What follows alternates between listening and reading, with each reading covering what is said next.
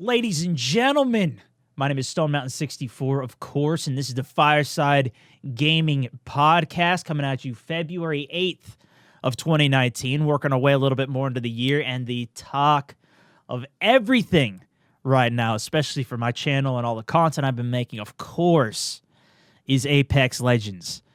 This game, this is something else, what has happened, and not only to the industry, but to this series of battle royales as well. It's just I can't even believe it. Now, if you didn't hear, last week I was going on a secret trip. It was for this game. All I knew going down for it was that this was a battle royale in the Titanfall universe, which is mostly what got leaked after this event, as well as I guess the press were there the day before. Myself, as well as a ton of other streamers, creators were out there in order to be revealed this game, play it for the day. They didn't let us keep any of the gameplay from it. Maybe a couple people did, I'm not sure. But I didn't get to take any of my gameplay. And I've been to a lot of events like this where it was there for capture sessions, and there were some people there who had never been to a capture session like this before, or an event like this before. So I was talking to them, and they didn't know really what to expect. And to me, this was very different from a lot of the other events that I've been to before, because we didn't know what was going into it. So we sat down. We first got down there. It was actually down in LA. We flew down, and it was a Thursday I flew down, and then the next day we had a full day Friday just playing this game.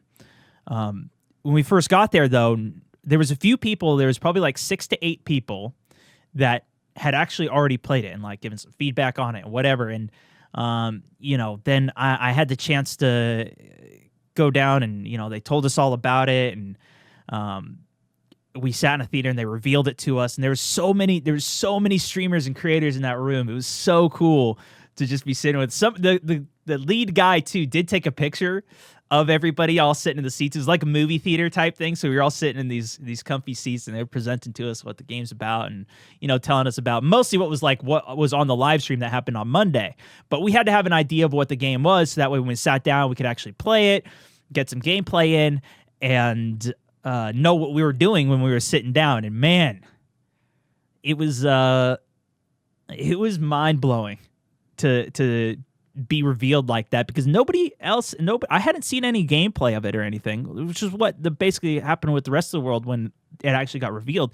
Even though it was leaked that, I saw some articles. It wasn't super leaked, but there was some articles out. Chat, I don't know if did any of you guys know? Did you see what leading up to it? I'm curious, but I did see some articles, and I couldn't post fully NDA'd. I couldn't say anything about it, but I was just dying the day before. Anyways, we'll get there. We'll get there. So when I was there, we got to play it, and I got my first win on it, which was a 1v3 clutch. I was pretty happy with. I still don't have that footage. I don't know if they're ever going to give it to us. They really just didn't want anything to leak, so they didn't give it to us. A couple of people said they did see some stuff about the Battle Royale, but most people are saying no, they didn't. Nope, no clue. Yeah, unless you're really deep, looking in deep, you wouldn't have seen it. But I got my first win. It was great. One of the highlight moments for me when I was there was I lost quite a few games before I ended up winning, but one of the highlights was these two teams were fighting each other, and I came up third partying. This one guy was sitting on top of a giant cliff ledge. Full auto sprayed him down, knocked him out, and then I went up, as typical in Blackout. When somebody knocks out, you just go up and melee him to get the finish, because it just one-shots him. I didn't know at the time. It doesn't work like that. So I went up, punched him. He went flying off the cliff down to the bottom, and I didn't get the kill. But I wanted to get the kill, and it was, of course, just a knockout. So I jumped down and do the execution on him. So I do the spin, kill him. You just executed Dr. Disrespect. I wanted to have that clip, man. And I was like, I'm sorry, Doc. And I think he was playing with Shroud too when we were there. And one of the later games, I don't think it was that game, because I had my team with me too, and At one point, both my team was down. They got knocked out. I ended up going over trying to save them because they called that they were safe. They were in a safe position. So I went down and I was rezzing them. I've been playing Lifeline the entire morning, so I was accustomed to having my shield. Didn't have my shield. Was going for the res, and sure enough, Shroud headshots me, and I was dead in a half a second, man. It was devastating. So I shouldn't have done it. That was the only time I got to fight Shroud on it. But I know that was a question that I got a lot this week about it. But yeah, it was super awesome. Speaking of those two guys, though, I mentioned them because Doc I actually got the pleasure of meeting. I don't know if you guys saw, there was an article. I think I retweeted it the other week, but Doc just joined CAA, which is the agency that I've been with for a little while now. So that was super cool. I got to meet him a little bit. Super intimidating. Not that he's an intimidating guy. I mean, I don't know, but he's so tall. He's not joking when he's a 6'7", two-time champion. He's tall, dude. And obviously he's been incredibly successful with streaming and content and everything. And his is just super, super cool. I was kind of blown away. I was kind of blown away meeting him. And I also got to meet Shroud too. Had a conversation with him. Super cool guy.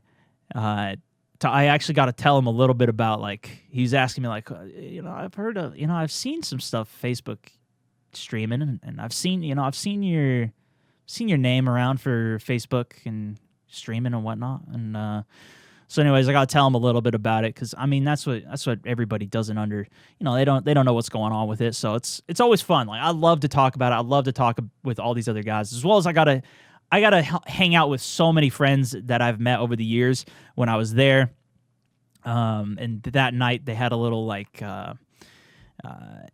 hangout. We were just all hanging out, just chatting at that night. So it was great. It was a lot of fun.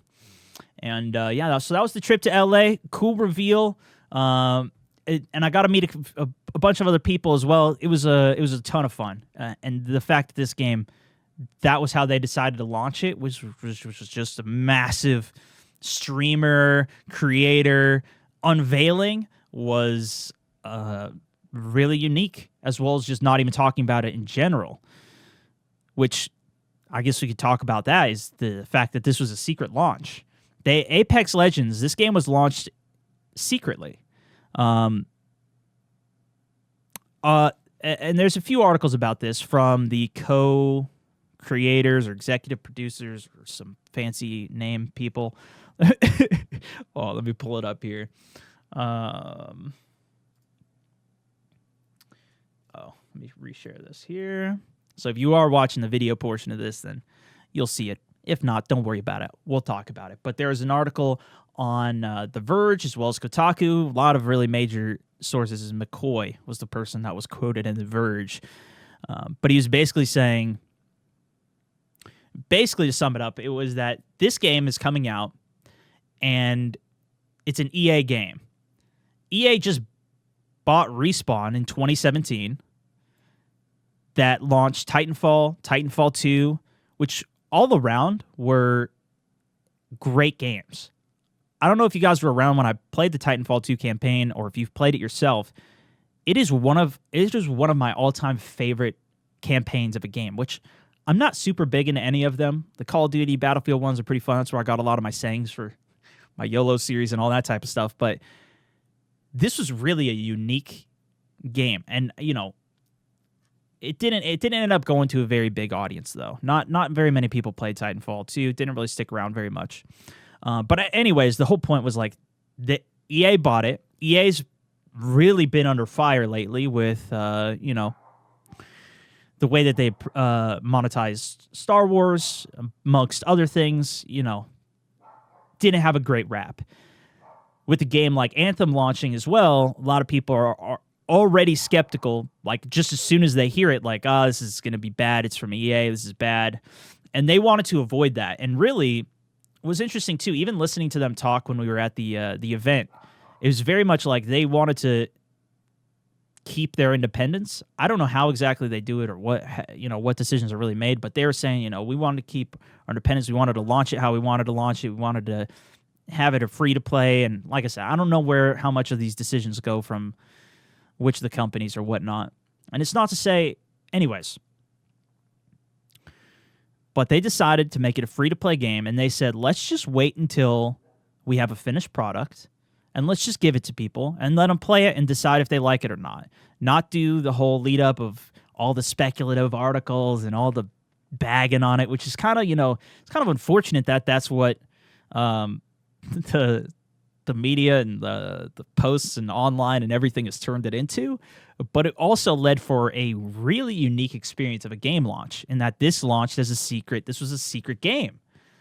There was some rumors of a Titanfall game coming. I remember a long time, it was like a year or two ago, I remembered hearing somebody say that there was a Titanfall battle royale in the works. But even up to the launch, like, this is not a Titanfall battle royale, and people were even titling things that it is. But it's set in that universe of that game and that franchise, but it's like 20 years past, or multiple years past whatever it was for Titanfall 2, and they're not pilots, so it's completely different play style. There's no double jumps, there's no wall running, which were staples. There's no grappling hook, which, I mean, there is for one of the characters, but it's completely different to how the grappling hook even worked in Titanfall 2.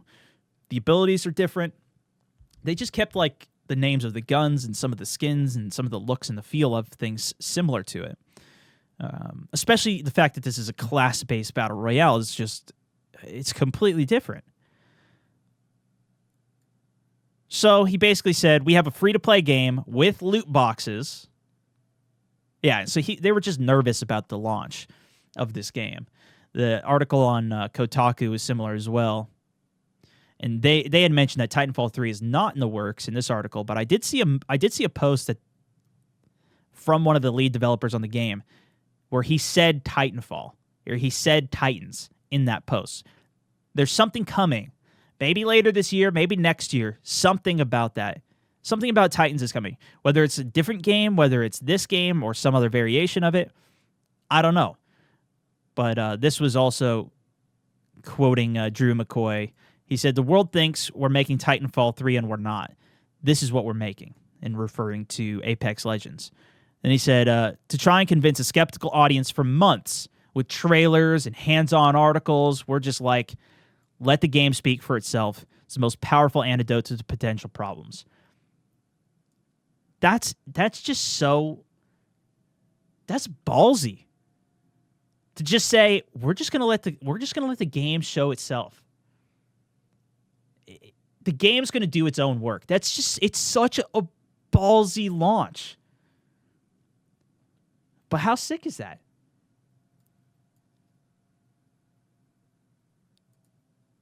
And it paid off. I don't know if you guys have seen the numbers at all, but they've been posting them out. They hit 1 million players in 8 hours after launching. They revealed the game on Monday. They revealed it, and then 15 minutes later, it was available for download. As soon as they revealed it, I was streaming that reveal, part of this sponsored thing that I was doing. And after it revealed, 8 hours later, they hit 1 million. Within 24 hours, they hit 2 million.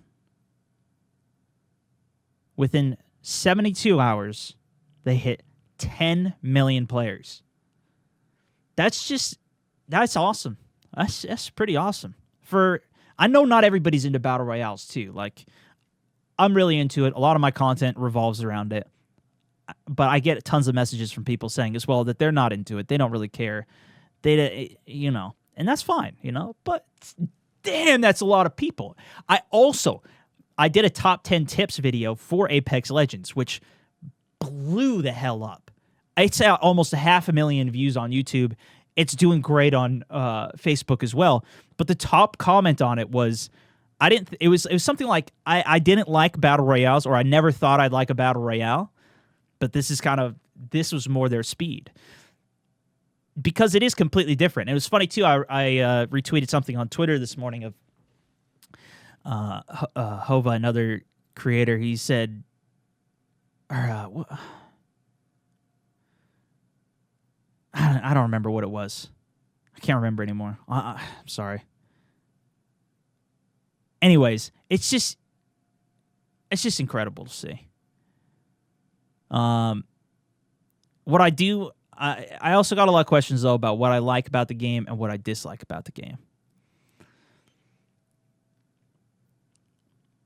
And I think it's really too early to tell on this. It's very much right now in what commonly phrased as the honeymoon phase of the games. Right now, it's like, it's just so fresh. It's just something that is so wanted.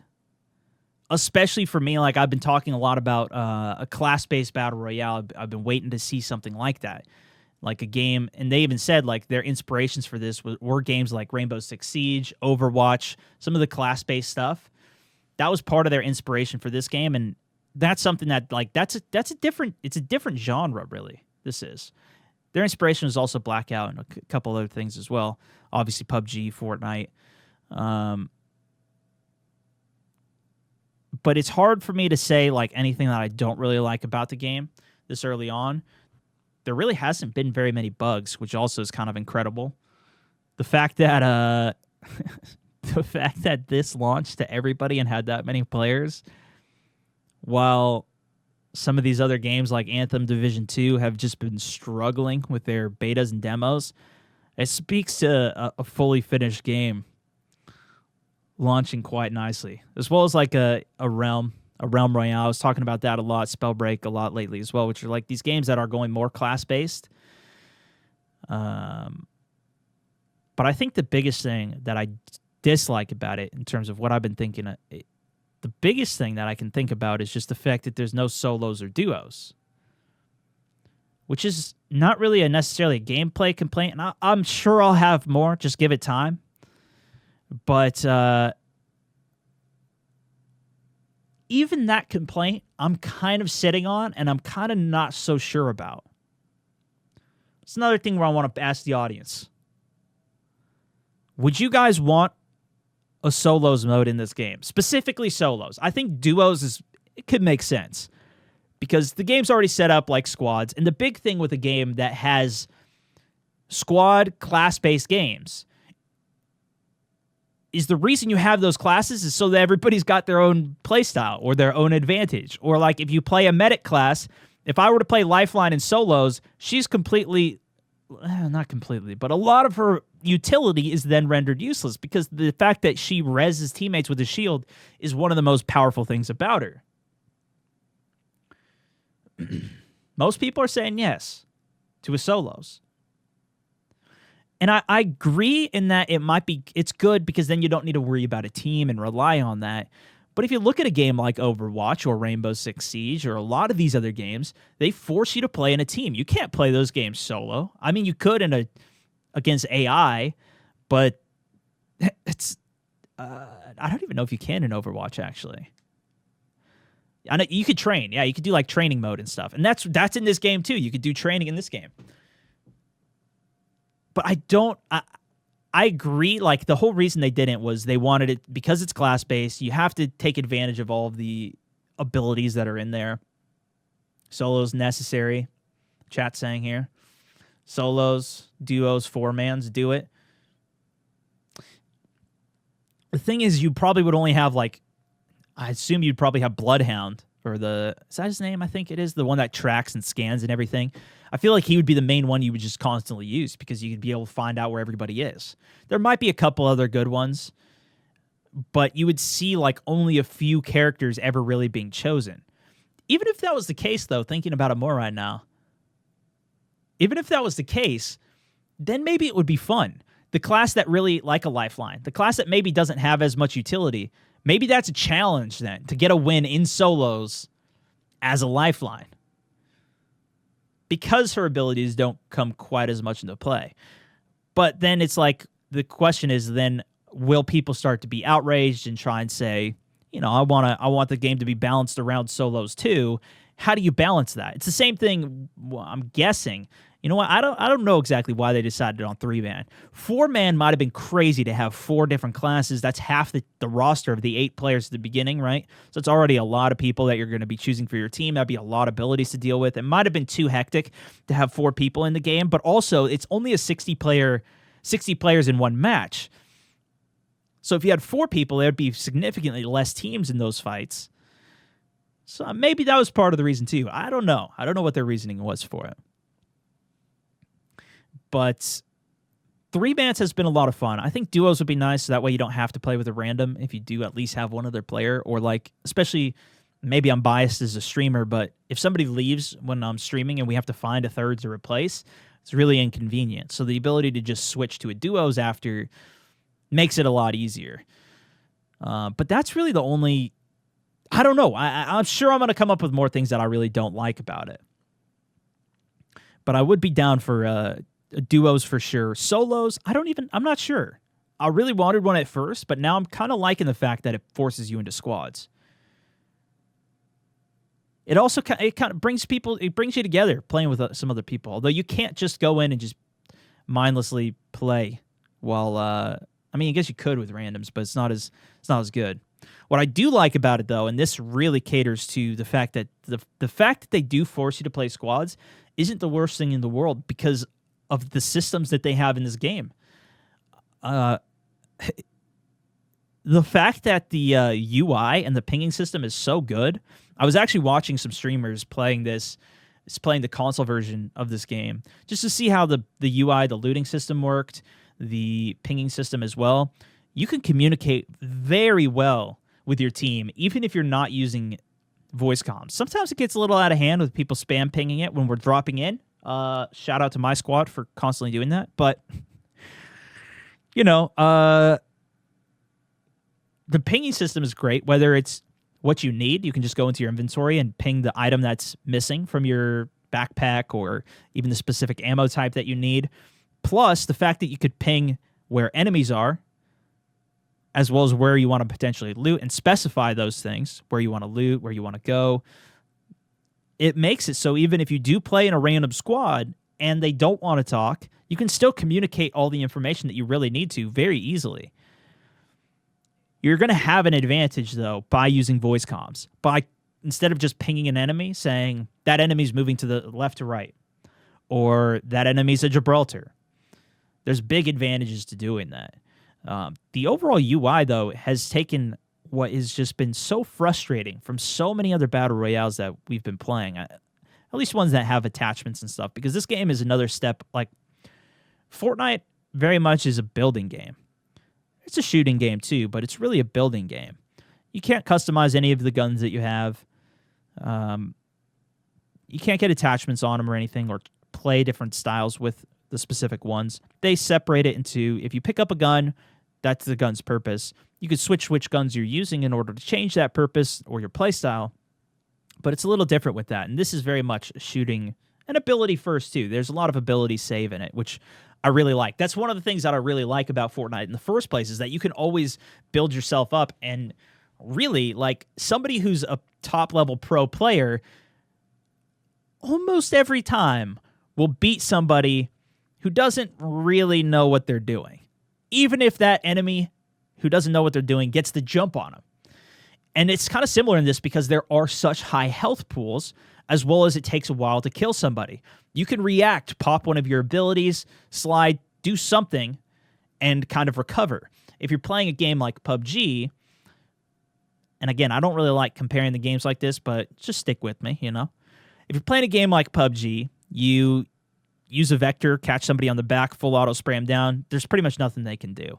Or they're sitting in a corner and just hit you with one shotgun blast, even if you're full. Well, it kind of can depend. But they can shred you, even if you're running in the open pretty easily. For sure, if you're running in the open and you're not close enough to a rock and can't get cover at the right angle. In this, if you're fighting a Gibraltar, he could pop his shield down if you start shooting at him. You could try and team fire him. There still are ways to do it, but there's a lot more save that you have in this, which I really like about it. That's one of my favorite things. I feel like there's quite a skill gap here. Now, it's pretty easy to pick up on, and the game, within a few days of playing, you'll figure out what all the different characters do and get a lot of the basics down. I think start doing having a better chance at it. But feels to me like there's quite a bit of a skill gap, at least early on, especially because with a good 3-man team that we've been playing with, we've been destroying at a much higher win rate than I have on any other game, any other Battle Royale game. I don't know if that's also, it's probably partially because I think there's a lot of people that, like I was saying earlier, never really committed to playing a Battle Royale, and so this might be the first one that they're playing. I imagine they're taking some of the audience from Fortnite and PUBG, but I don't imagine it's an incredible amount. We'll see about the numbers, and we'll talk more about that later. But more specifically, one of my other favorite things that I've talked about quite a bit this week was the respawning system, in terms of something that I really like in the game. Not once, the entire time that I've played this game, I talked to some of my other buddies, they have, but for myself, not once have I had to back out of a game and reset. We always have finished the game that we're playing. That also might be a reason that we have actually a higher win percent rate as well. Because a lot of times at the beginning of a game, if you lose one person in PUBG, we just all blow ourselves up with frag grenades, sit there for another full minute waiting for the game to matchmake, and then another full minute while we're in that pregame lobby before we go in. Side note, another thing I really like about this, no pregame lobby. You just start the match. You don't sit there just running around doing nothing like Fortnite and PUBG does, which is something I personally really like. Anyways, the respawning system allows you to just come back. And it's not easy to do. This is something that I really like the way that they've done this, is that if it was something where it was like you just jump back in, which is actually something that I saw in Blackout, speaking of which. I haven't played it yet, so I can't really speak to it super well, but apparently as long as one person is still alive in your team in Blackout, there was a certain limited time mode or something along those lines where you just respawn. Your dude just flies out of the sky and you respawn. This game, if you want to respawn, you have to really earn it. You have to fight the rest of the team or sneak your way in, get that dog tag or that card or whatever it is, and make your way to a respawn point prior to them expiring, which I think is like a 90-second window. And I'm sure they might tweak some of these things, but you have to get to that card, and then you have to get to a specific respawn point. It's like a 5 to 10 second cast time where you have to stand completely still. So unless you have a Gibraltar to put a shield down or some other way, you're going to be exposed. They come back down. It's super loud. Everybody on the map knows where you're coming in, and you spawn with nothing. It's like it's one of the most fair, balanced ways to bring somebody back into the game where you really earn it. There was something like this that I did get to play recently with Realm Royale. Prior to me leaving for this trip, I did play quite a little bit of that. We could talk a little. I don't think we're going to talk about that too much today, but I was playing that, and they have a resurrection feature in that game too, in which if you kill enough people, or if you loot enough stuff and basically shard it, which is destroying the items that you find, you can then go to a specific station and bring somebody back to life with a cast time similar to this, which is good. I think that's a cool way to do it. But I actually prefer this system because it forces you to go to your teammate's body and secure it within a limited amount of time. Both of them, I think, are good ways to do it because it also gets more expensive if you do it in that game over time. But I don't think there's really a big difference in how you implement it as long as it's difficult to actually do. And I think they did a good job of making it difficult. But if you make it out of the spawn, you can just continue going, which I think is one of the greatest things. We haven't had to reset yet, and I hope we do not, because that's one of my least favorite things is just sitting there killing myself and restarting the game just so I could play with my buds. Obviously, the biggest difference about this game to other ones, though, is the fact that this is this is a class-based battle royale. Like I said, it's something I've been waiting for. Super happy on that. The loot's been great as well. You find stuff extremely quickly. There's been some complaints I've been hearing in terms of some of the different balances of the weapons, in terms of a Mozambique being extremely weak. You could still do some work with it, and I personally think it's fine if weapons have a different value to them. Like, I don't mind it if I see a gun and I'm celebrating because it's a sick gun. Like, if I see a Peacekeeper, I'm rejoicing. If I see a Mozambique, not as happy about it. I think there's something to be said about guns being balanced, but I don't mind there being a weak pistol. It's just like in PUBG, if there's a weak pistol that you find or a weak SMG, you kind of find it and you just try and make do with it. And then if you make a play with that gun, you feel even better about yourself because the gun's just not that good to start with. So it's like there's kind of some give and take. Whereas if every gun is balanced and like equivalent to each other, it doesn't even really matter what you take. I don't know. But I'm positive there's going to be more balances coming to the game as they change it and continue to work on it. And the fact that the game is free, I didn't even talk about that yet, is obviously the biggest point of it. That's kind of the craziest thing. That's why I think it's being such a huge contender. I remember now, the thing that I was talking about Hova's tweet, I don't remember if this was the same train of thought that I was thinking, but it was that PUBG took about 6 months to hit 10 million players. It took Fortnite 2 weeks, I think it was. I don't know if I'm just thinking 2 weeks because Fortnite is, you know what I'm saying? But it took 72 hours for this game. Kind of crazy. I think that the audience for Battle Royales is still absolutely massive, even for the people that don't like the game. I think there's going to be a lot that do check it out here. Anyways, the only way that they make money then is through the cosmetics. I think they're going to do a season pass as well so you can unlock cosmetics. I'm still a little skeptical on how they're actually implementing it because it's really difficult to get the crates, and apparently the max level in the game is 100. I also was reading, I guess nobody's really there yet, so we don't know, but once you hit level 100, I think there's going to be more ways to get the in-game currency so you can actually purchase more of the packs. I don't know exactly how it's going to work. I ended up just opening a whole bunch of them and got quite a bit of good stuff in it. Actually, the fact that they have it set up as well so there's no duplicates from the packs is great. I think that's... I'm happy that they decided to do that. They also have it so basically whenever you open anything, you're not going to get anything that you've already gotten. So whenever you open a pack, it's going to be something. A lot of it is just doo-doo, you know? It's just like voice lines or stuff you don't really care about, or like one of my buddies has opened and he's just literally gotten no skins for all his legendary items that he's gotten. They've been these banners, which are just like, they're cool, but it's like you want to get a skin or a gun skin or something. And it's nice that they do have it so you can purchase the specific item that you want as well. That's how Fortnite has been set up, where the only way to get it in Fortnite is you buy a specific skin. Some of those skins cost $20 just for a dance or something, or a glider in Fortnite. And I saw some people kind of critiquing that it's like a $20 purchase for some of the stuff in this game, but it's also has zero impact on anything from the game.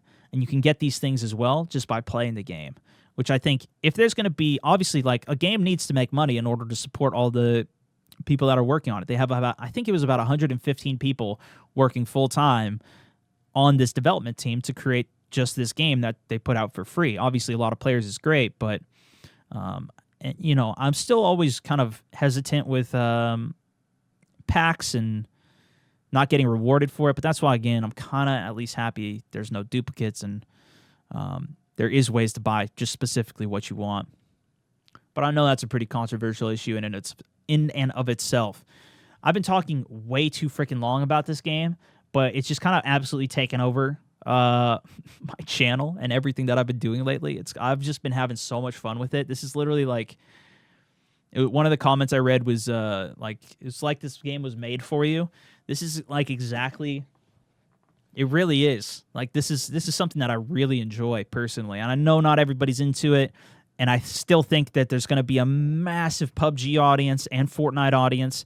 This is one of the questions Kevin K asked me actually on stream, and he left it in the comments for this one in terms of the Q&A portion, which we'll get to in a second. But yeah, I still think those are going to be around.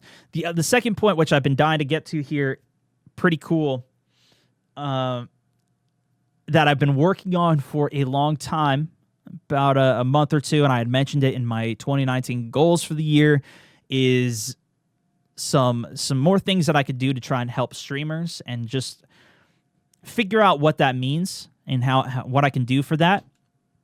I know not all of you guys stream or do things like that, and that's why it's very much a more targeted audience per se. But I still wanted to do something for it, especially because I love like going to this event, talking with all these other streamers, hanging out with them, and Like, I just love talking about it. This is my business. It's just like if you were into woodworking, you had all your other carpenter friends that you talked to and wanted to share the stuff you made and all that, it's just like that. And I really enjoy it. So I made a top 10 tips for streamers, kind of from my perspective of what I've learned in terms of content creation and things that I was just trying to focus when I was thinking about it for my year of 2019. Like, what do I want to do? How do I want to improve? What are the things I need to focus on? I put together a top 10 tips for streamers. So if you are interested in that, it's free. I do ask for your email before you can download it on the site. It's pipeline.gg/SM64top10.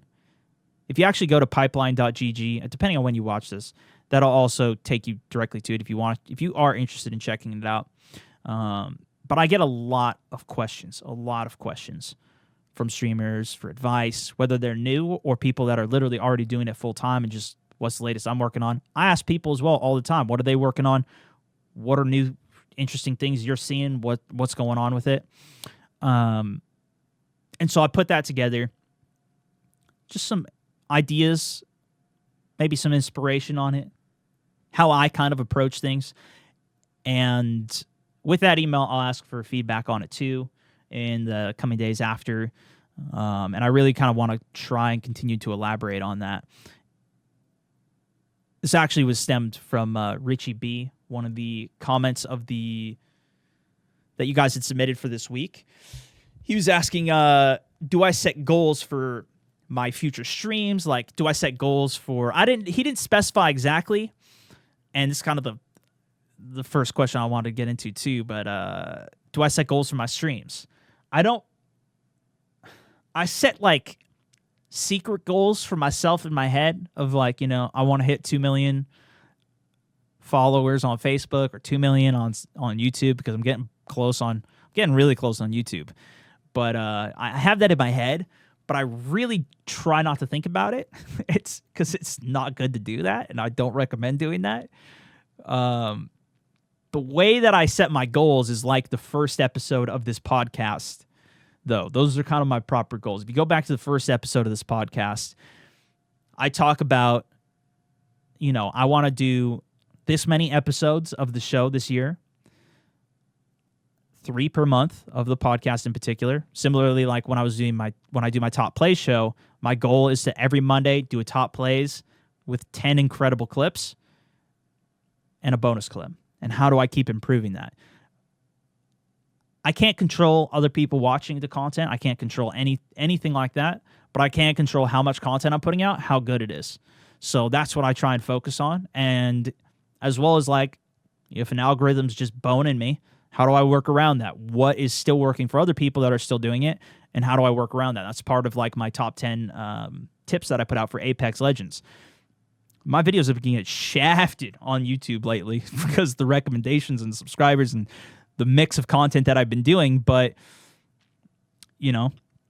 I knew that video would do great, and it's driven a lot of traction for my streams. So there's tons of things like that I'm always trying to work on, and hopefully that answers your question. Speaking of new things too, actually, I did want to touch on the Division 2. I got to play that just for a little bit. Just for a little bit. I can't really... it's hard for me to pull away from a new game that I like, So I ended up playing a lot of Apex on yesterday. At the end of the day, though, I did play some Division 2. Unfortunately, when I was playing it, it kept crashing. So we played the first mission. At the end of it, literally fighting the last boss, it disconnected us. So we had to restart the mission. They're not crazy long, but it was just a nuisance. So we had to restart it. We redid it. The second mission, we didn't make it all the way to the end. We were probably like halfway through it, and it crashed, and I just gave up. I didn't want to keep doing, because none of it saved, and I had to go back and redo the mission. And I just wanted to get up and start doing the Dark Zone and start doing some of the PvP and some of the cool stuff in it. So I really haven't got a great experience in it yet. But what I will say is that I got my first taste of it on the PC, which was quite different from playing it on the Xbox back in the day. Felt great. It was smooth, and we'll probably check it out.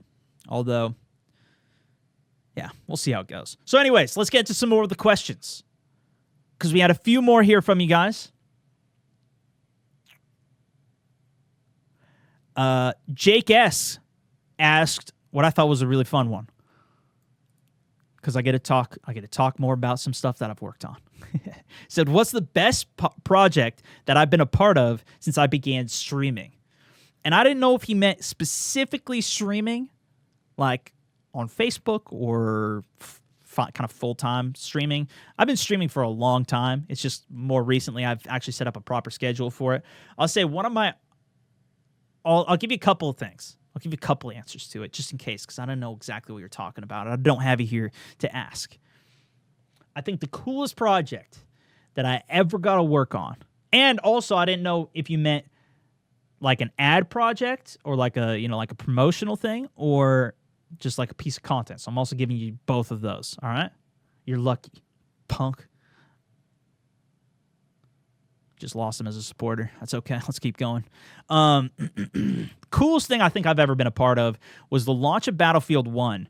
They did a stream with celebrities and streamers. It was in I think it was the end of 2016 when Battlefield came out. Let me check. Battlefield 1 launch date. Yeah, October 21st. So it was probably, I think it was E3 2016. Must have been when it was. They did a huge tournament kind of thing. It was best of 3 games. It was kind of a casual thing, but it was a 32 versus 32 Battlefield 1. They brought in a 32 or some odd streamers, creators, and 32 celebrities. And that was when I got to teach Snoop Dogg and Wiz Khalifa how to play Battlefield. Sit them down on controller and try and teach them. I had about 20 minutes to try and teach them. And then we had to go play and compete. And they were basically, they were on my team, and I was trying to help them. I was in Snoop Dogg's squad, and I was trying to help guide him on the battlefield. I ended up driving him. I got him into the gunner seat on the Jeep, and he was just trying to gun people down from it while I was driving across the battlefield. And there's the airship came crashing down in front. It was so crazy running with him and yelling next to him, because we were both sitting next to each other. If you want to see the full video, there is one up on my YouTube channel. Just search something like that on YouTube. I did a vlog of that day. Probably one of the greatest experiences that I've ever had with gaming and streaming. That whole thing was live streamed. It was quite interesting.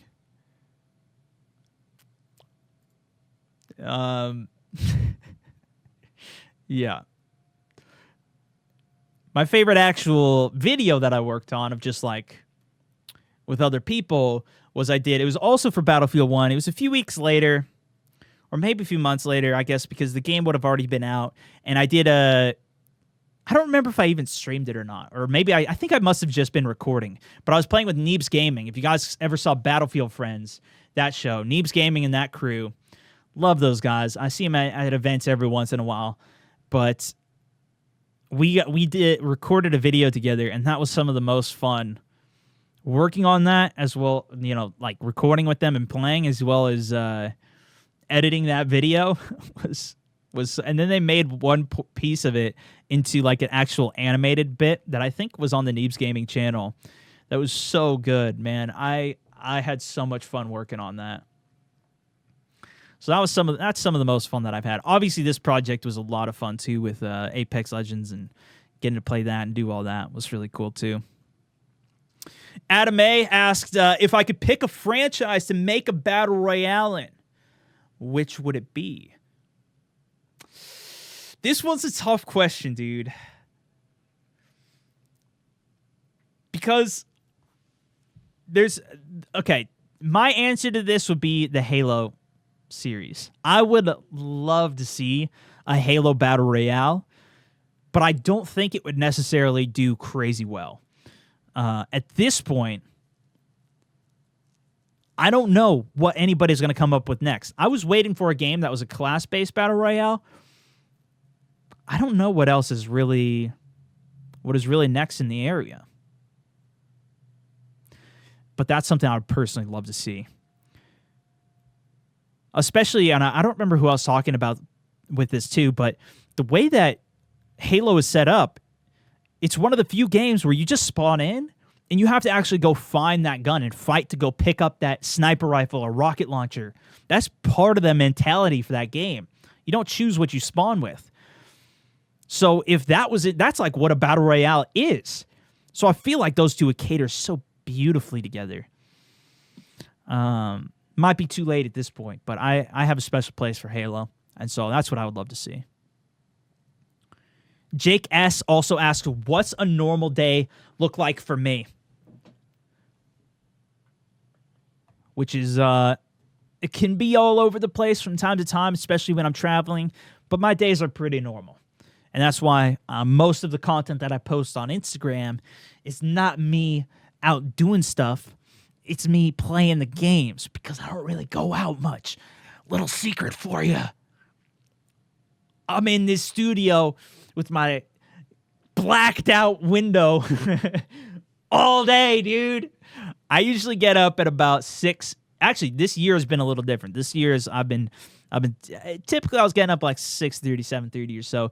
This year I've kind of switched it up, but it's been pretty consistent over the last few weeks. So I'll just go with what my current day looks like. Is I'm usually up at about 6:30 if I'm really feeling lazy. Yeah, about then. Get up, make some coffee. Sometimes I'll wait on the coffee and start working. Sometimes that means emailing. Sometimes that means writing. For example, I've been doing a lot of writing, obviously, for this top 10 streamer tips. I spent a lot of time working on that. I'm still working on some more stuff in that area. Editing videos, obviously, is a huge portion to it. What I'm trying to do right now, is just a little insight into the behind the scenes. What I'm trying to do right now is every morning when I wake up, do a clip onto Instagram or Twitter or both, depending on how good the clip is. I'm trying to make my Instagram into like more of a hub of all my cool clips, moments, life, behind the scenes, whatever. And then my main form content, out on the other platforms. But I still keep you up to date on that one. It's kind of what I'm trying to figure out how to do. So I'm trying to do a post in the morning, edit some videos. This morning I was working on an Apex video, so that is pretty much complete. I'm just waiting on a thumbnail to come in, and that should be up, assuming it is. Otherwise, I'll make one myself. Maybe do some more editing, maybe do some more calls, maybe do a stream. That's kind of where my morning is variable. That's why sometimes I start the stream so early in the morning, is because if I've literally cleared out as much stuff as I can, or if a new game is out, if there's some other exciting piece of content, I want to be one of the first people to get to it and work on it. Not just for the sake of the content, but also for the sake of I typically actually want to play it or see it. I try and do a morning stream. If not, I get as much stuff done as I can. I start up my stream by 1 o'clock, maybe eat some lunch in there. If I'm lucky, I'll eat. But, if I'm streaming, then I order some food or whatever during the stream. It's not as bueno. Stream the rest of the day till about 4 or 5 o'clock. Sometimes I'll go a little bit longer. Spend about 30 minutes or so planning out where my content's going to go. So whatever I stream, I treat that as like my content recording session, more or less. I used to do all my recording offline, not streaming it. I've kind of adapted it so I stream all that content now. And, for better or worse, some people don't go back and watch my VOD because they've already seen all of it live. That's cool. I try and make it a little more fresh sometimes, especially with like my YOLO series, where I add a lot of text effects and do a lot of really cool stuff. So that way, that's a separate show in of itself.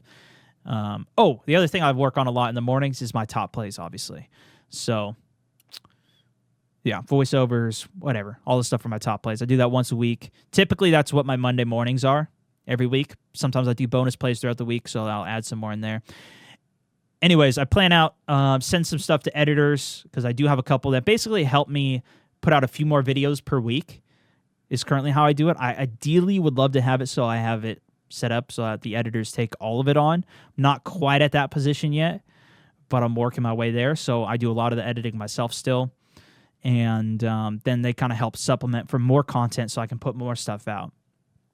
And then hang out with the wife for the rest of the night. Just call it an evening for the rest of the day. So that's typically what my week looks like. Or my daily routine is, Jake. And then Ty asked the question, which I kind of was talking about earlier, but how much longer does PUBG have? Kind of went in with Kevin K's question as well of, will Apex take Fortnite down? Man, the comments want this game, want Fortnite taken to the ground. I know a lot of you guys out in my audience too. I know we have some Fortnite fans in the audience. My YouTube audience, no, man. My YouTube audience, they don't like Fortnite. My Facebook audience, you guys are a little more into it. You guys like it quite a bit more, which is cool. You know, a lot of you guys too. I like the game personally. I still watch quite a bit of it. But man, the internet, a lot of people want Fortnite taken down. I do not think this game is taking Fortnite down, personally.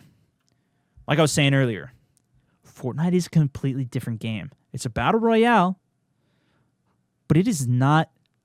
It's a shooter, but it's really a building game. If you talk to, I assume at least, I haven't actually done it, but I assume if you talk to some of the pros, they would tell you it's a game about building. And if you've ever seen any of the gameplay from the pros as well, a top 20 situation, the zone is as small as a butthole. You're running around 10 stories high, 3 floors, jumping down. It's disgusting. It's crazy to watch it. And that's one of the things that I like to see about it. But it is people building their ass off in that game with a little bit of shooting every once in a while. Because of that, and because of the fact that that game has money, they're good. They're going to keep hosting $1, $2, $3 million tournaments. People are going to be able to make a cushy living more than any other battle royale. This is just my prediction. I could be way wrong, but this is just what I think. It's a well solidified game. It's going to have an audience. Will this take away from the audience, though? Absolutely. I think this will. It is a free-to-play game. They're planning to make it go cross-platform as well, so you can play with people on other platforms. I don't think they're going to be going on to Switch or,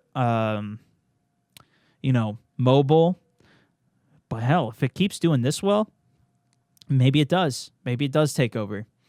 I still think there's going to be a massive audience for it, but I think that there's going to be a lot of people that are looking for something new, and I think there's a lot of people that are just playing Fortnite because it's the only free game that they actually like.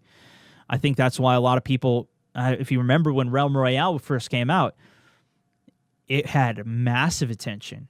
It had a lot of people playing it, but the game was just an early alpha. God, it had so many problems that it didn't stick.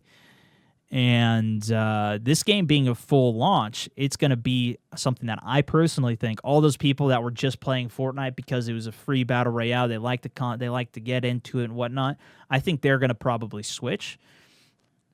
Do they end up liking a game that's really heavy shooter focused, though? I don't know.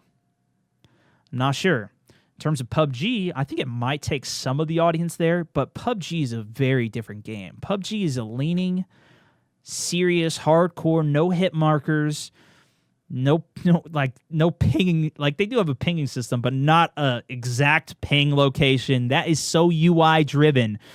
That is so different from a PUBG game. PUBG is like a bare bones UI. They don't show up on the minimap. The map is just something that you use to reference and know where locations are. Like, that is a different game. I don't think it's going to appeal to a lot of those guys. And I've gotten comments from people saying that they weren't interested in it, which is understandable. But so many people, this game to me feels much more like an Overwatch / which has a massive audience. I've been saying for months, how have they not made a battle royale for their game? I don't know. It's a huge opening in the market. And, Now it's, I don't know, now it's probably going to be too late. But anyways, side note, where's like Ubisoft's Battle Royale? Why are these they're slow? You know what? That's what's interesting. They were slow. EA was slow to get in on this fight, but they waited until it was complete product to launch it. And that was partly, due to Respawn and how they wanted to handle it. We would have heard about this a while ago. But I was saying for so long, how have we been in the dark? And how have they not come out with a Battle Royale yet? How have they not? It's such a huge genre. So anyways, now I'm waiting for Ubisoft to see what they come out with, because I bet you they're going to be coming out with a Battle Royale. I don't think they have one, at least. Because Realm is the guys that make Paladins. That other one. I can't remember off the top of my head. But anyways, I think both the games are going to be fine. Plus, PUBG is so big in like Asia and South America and mobile. Dude, mobile is so huge for PUBG. Now, that's not necessarily purely PUBG. That's actually Tencent makes PUBG Mobile. They kind of license it from PUBG, I believe is how it works. But I think they're going to be fine. There's enough people gaming now. And I think something, too, that I've talked about in the past is think about how many people, their first experience with getting hardcore into a video game was Fortnite. I feel like a lot of those players are probably bored with it by now and looking for something new. I know I personally am. Like, I still like the game. I think it's a great game, but I'm just kind of looking for something new. And that's where this has been great. Do I end up playing this for a month, 2 months, 3 months? I have no idea. It's really going to depend on how well they support it. How much they update it. How much does the world change? Are they going to drop new maps? And I would imagine the biggest thing that was hurting Blackout, because I was super hyped for that game when it came out too, but it just got stale. It's an extremely small map. They really weren't updating much about it. They ended up doing some limited time modes later, but for the first month at least, maybe even 2 months, they didn't even introduce a limited time mode into the game. Like, they had, within 3 days, they had it for the beta, and then they just never did it for this one. Now they have. Now they've been going crazy with it, but that's also when PUBG came out with their new map. Like, they waited until PUBG came out with the new map. They lost me personally. I know not everybody's like me, but this is just what's been happening with me is they lost me because I was back on PUBG, back on that grind with the new map, enjoying that. And I've kind of moved on from it. And this is such a great replacement for me for Blackout. I think I probably will still go back and play it, especially if they introduce a new map or do some more cool things with it. But this has really been tickling my Battle Royale itch quite a bit. It's been great for me. So if you guys have any other questions for me, I would love to hear them for next week's episode. We went over an hour on this one. Almost an hour, which is pretty damn good. I'm trying to keep these about 30 minutes to keep it a little tighter, but today we just had way too much to talk about. This was just way too exciting. Keep an eye out for my posts, supporters, of questions that you can give me to help keep guiding the conversation. If you have questions during the week for my streams, I am live every single weekday, 1 p.m. Pacific. Of course, over on Facebook. Upload tons of content over on YouTube. If you're not down for Facebook, that's cool, man. Hey, guess what? If you're down for Instagram, keep an eye out there. That's all I'm saying. So I'm keeping it simple, all right? Keep an eye out on my Instagram, okay? Yeah, if you like the stream, if you want to see some stream. Keep an eye on it. We did it. I'm not even gonna say it. But I do post more full gameplays on my YouTube channel, StoneMountain Plays. And then I'm uploading the highlighted versions up to my main channel on YouTube, as well as, of course, my Facebook page. But some of you guys are watching on Facebook already. You already see it all. Mountaineer gear also was a huge question from you guys. We might work on something on that, all right?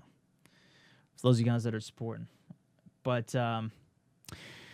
that's it for today. Thank you guys so much for listening, for tuning in. Thank you guys as well for the incredible ratings over on iTunes. I haven't been able to see all of the ones on the other platforms because I don't even know where this all just self-distributes by itself. So you guys are, wherever you can help the stream or the podcast, the biggest thing you can do is help share it. Help share my streamer tips guide, all of that stuff. That's the biggest help you guys can really provide. That's for this one today, though. I will see you guys next week in the podcast, or hopefully I see you in some of the streams or the videos that I've been uploading a ridiculous amount of. Until then, StoneMountain 64, over and out.